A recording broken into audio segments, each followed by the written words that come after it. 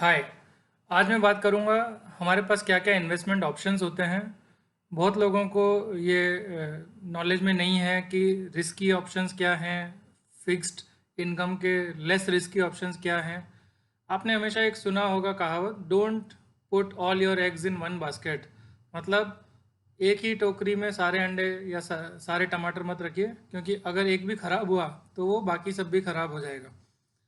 तो अपनी वेल्थ को, अपने इन्वेस्टमेंट्स को हमेशा डाइवर्सिफाई करके अलग अलग ऑप्शंस में रखना चाहिए। इसमें सबसे पहले बात करते हैं कि ऑप्शंस जो जिनमें रिस्क नहीं है, जिनमें फिक्स्ड रिटर्न मिलता है। सो एक चीज़ हमेशा ध्यान रखिए कि जहाँ पे भी रिस्क नहीं है वहाँ पे रिटर्न थोड़ा कम होगा और रिटर्न प्रेडिक्टेबल होगा। अगर रिटर्न प्रेडिक्टेबल नहीं है, इसका मतलब वो रिस्की ऑप्शंस हैं, और ऐसे ऑप्शंस में हमेशा इन्वेस्टर की एक्सपेक्टेशन ज़्यादा रिटर्न्स की रहती है। सो लॉन्ग टर्म एवरेजेस में रिस्की ऑप्शंस में रिटर्न्स ज़्यादा मिलते हैं, तभी एज ए इन्वेस्टर हम उस रिस्क को लेते हैं, ताकि बीच में जो भी वॉलेटिलिटी हो, अप एंड डाउन हो, लेकिन in the long term the returns will be better. So now let me talk about no risk options. So सबसे पहले, अगर आप सैलरीड एम्प्लॉय हैं तो आपका जो पीएफ कंट्रीब्यूशन जाता है, ईपीएफ, वो एक नो रिस्क ऑप्शन है, क्योंकि उसमें गवर्नमेंट के गारंटीड रिटर्न्स मिलते हैं। इसकी इंटरेस्ट रेट अच्छी होती है, नॉर्मली बैंक एफडी से ज़्यादा होती है, और इसमें रिस्क कुछ भी नहीं है, क्योंकि ये सॉवरेन गारंटी से गवर्नमेंट इसको अश्योर करती है। दूसरा ऑप्शन है PPF, public provident fund. Now EPF is employ provident fund, जो सभी एम्प्लॉयज़ का कटता है। उसके अलावा भी आप अपनी तरफ से अलग से पीएफ फंड में इन्वेस्ट करना चाहें तो पीपीएफ एक फंड है। सो सेल्फ एम्प्लॉयड पीपल और people who are in business, people who are in trading, they can also invest in PPF. They need not wait for EPF only. So ये एक no risk option है। दूसरा option है bank में FD कर देना। तीसरा ऑप्शन है पोस्ट ऑफिस में आरडी करना। Now RD is basically recurring deposit.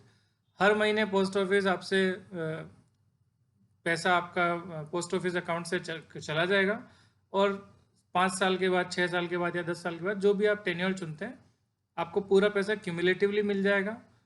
या फिर आप चाहें तो आपको interest payment time to time basis पे इंटरेस्ट पेमेंट होता रहेगा उसका, और सिर्फ principal amount at the end वापस मिल जाएगा।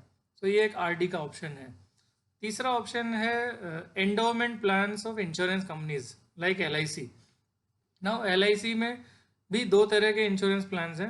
एक जिसमें रिस्क नहीं है, विच इज़ एंडोमेंट प्लान, जिसमें returns are almost guaranteed but are very very low.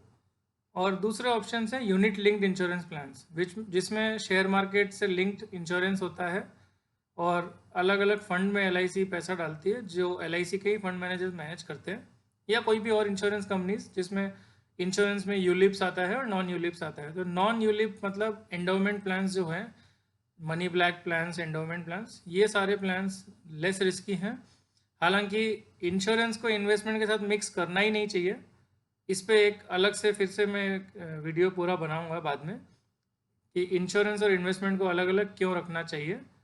But फिलहाल अगर आप इंश्योरेंस करते भी हैं और उसमें एज ए इन्वेस्टमेंट अपने आप को देखते हैं, आपका फंड को, तो endowment plan is the better option for the fixed returns.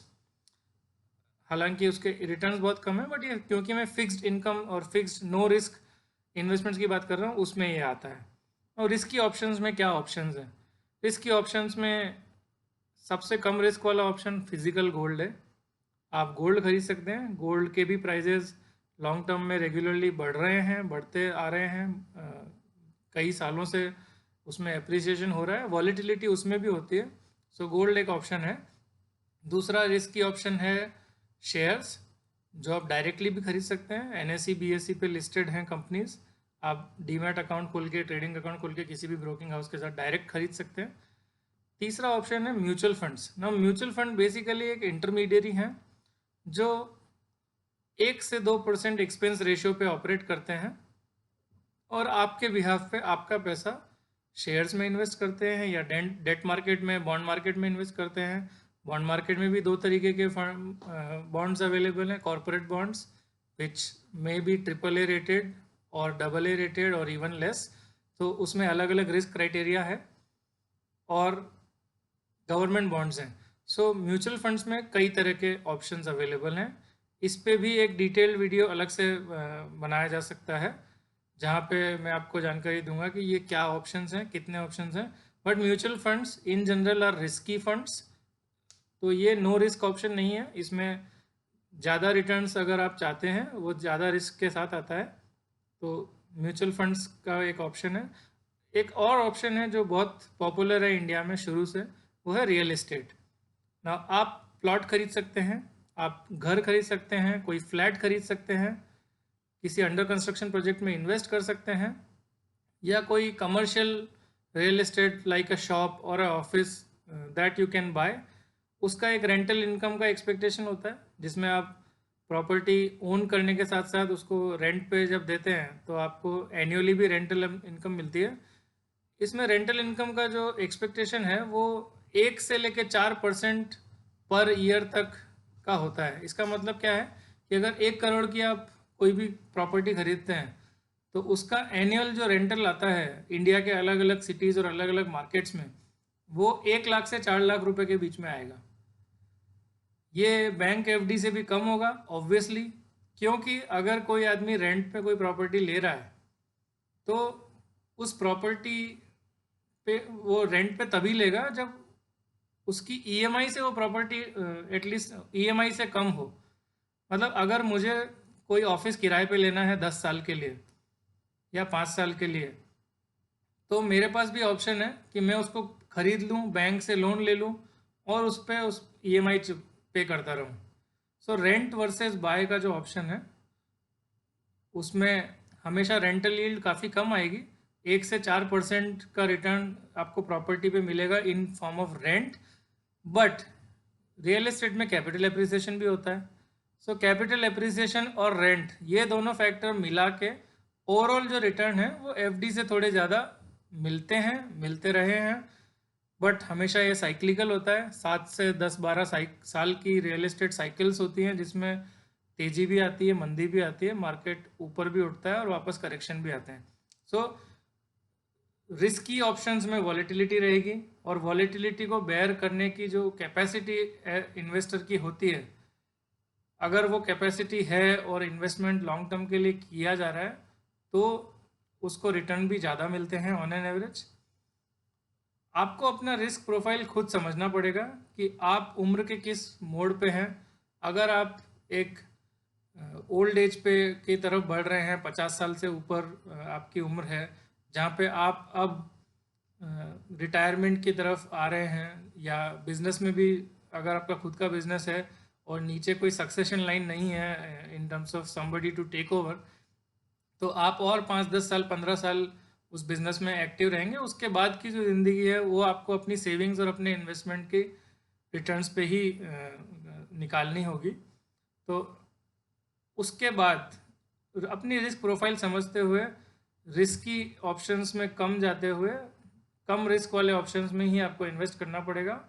और एक बात जो मैंने शुरू में कहा था, जब आप रिस्की ऑप्शंस को चूज़ करते हैं for higher returns and better returns, don't keep all your eggs in one basket. मतलब अलग अलग ऑप्शंस को चूज़ करिए, अलग अलग म्यूचुअल फंड्स, अलग अलग इक्विटी फंड्स, थोड़ा गोल्ड, थोड़ी रियल एस्टेट में अपना पैसा डालिए, ताकि किसी भी वक्त किसी भी कोई भी वॉलेटिलिटी हो तो सारी की सारी एसेट क्लासेस एक साथ बहुत ज़्यादा नीचे ना जाए। जैसे गोल्ड अगर ऊपर आता है तो शेयर मार्केट नीचे आ जाता है। शेयर मार्केट्स में अगर रिटर्न्स अच्छे मिल रहे हैं तो हो सकता है गोल्ड में रिटर्न्स अच्छे ना मिले। रियल एस्टेट की अपनी साइकिल्स हैं जो अप एंड डाउन होती हैं अपने मार्केट फैक्टर्स के हिसाब से, लिक्विडिटी के हिसाब से। So always take care of your investments, diversify and diversify. Don't take concentrated bets in order to protect money, क्योंकि अपने मनी पे इन्वेस्टमेंट के साथ साथ उस मनी का रिटर्न्स जो है वो एक्सपेक्ट करना ठीक है, लेकिन उस रिटर्न के एक्सपेक्टेशन के साथ साथ protection of that money is also equally important. So protect your money and expect reasonable returns by taking reasonable amount of risk. Diversify your investments always. और मुझे आप कमेंट सेक्शन में लिख के बताइए कि आपको और किसी बारे में मुझसे जानकारी चाहिए, अलग अलग इन्वेस्टमेंट ऑप्शंस की जो मैंने बात की उसमें से किसी ऑप्शन में आपको इन डेप्थ अगर जानकारी चाहिए तो मैं वो वीडियो ज़रूर बनाऊंगा। Thank you.